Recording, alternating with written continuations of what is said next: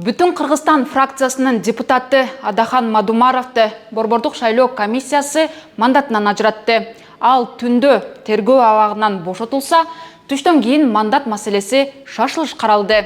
БШК мүчөлөрү Мадумаровты мандаттан ажыратуу чечимин бир добуштан колдоду. Мадумаров өзү Улуттук коопсуздук мамлекеттик комитетинин алдына чогулган тарапташтарына чыгып, соттун чечимине даттанууга дагы убактысы бар экенин билдирген. Посмотрим. Ваши действия дальнейшие. Есть еще срок. Есть еще время.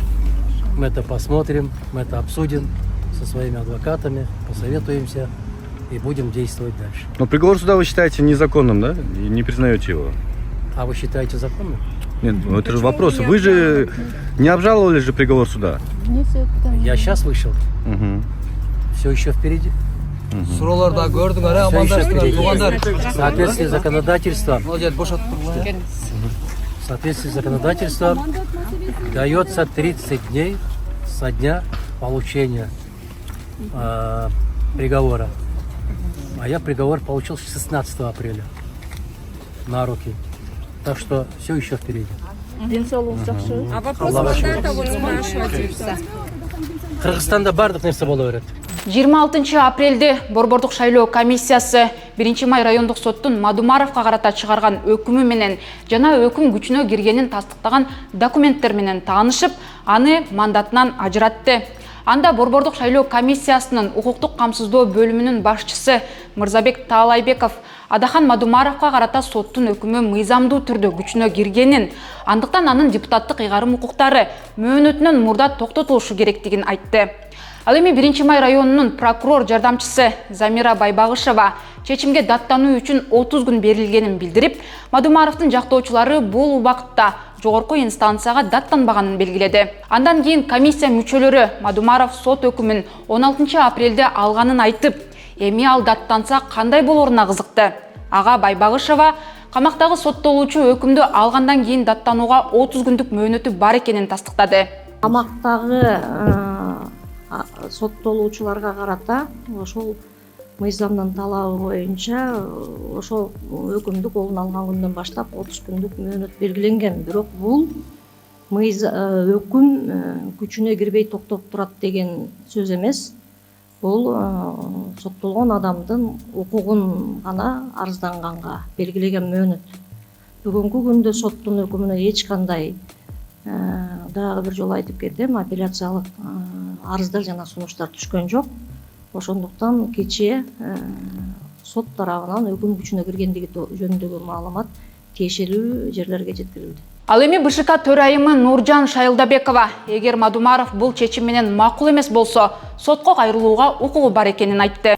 Биздин чечим менен эгерде макул болбогон тараптар сотко кайрылуу укугу бар. Мадумаровго мамлекеттик чыккынчылык жана алдамчылык беренелери боюнча кылмыш иши козголгон.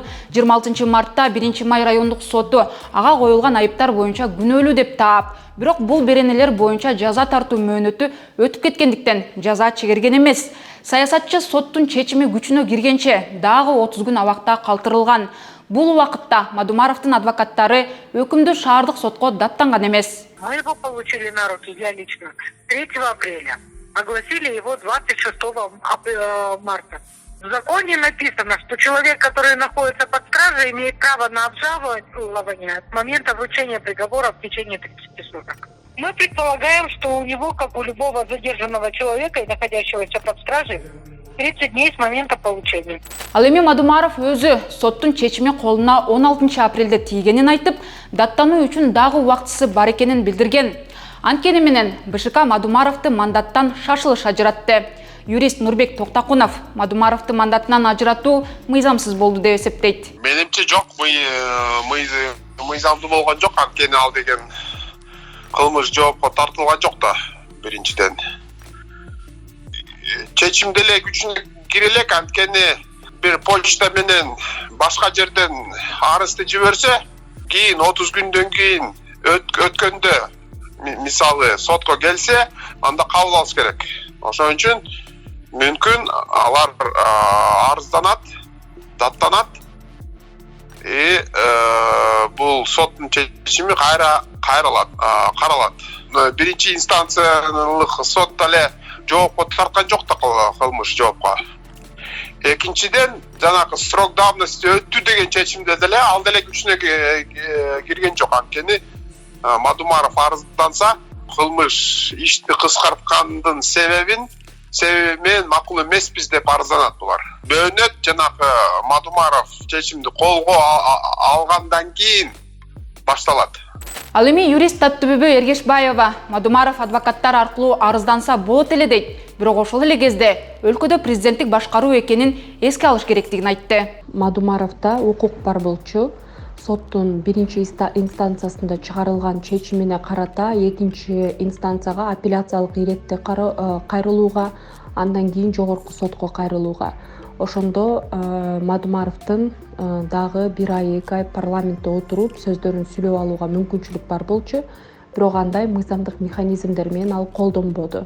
Экинчиден сот чыккандан кийин дагы Мадумаров СИЗОдо отурду. Бул өзгөчө бир саясий келишим болду же кандайдыр бир соттун жеке чечими болду. Мен үчүн бул аныксыз. Анга адвокаттары жана өзү жооп берип өзүнүн оюн айтышы мүмкүн, бирок жалпысынан ушундай абал болду.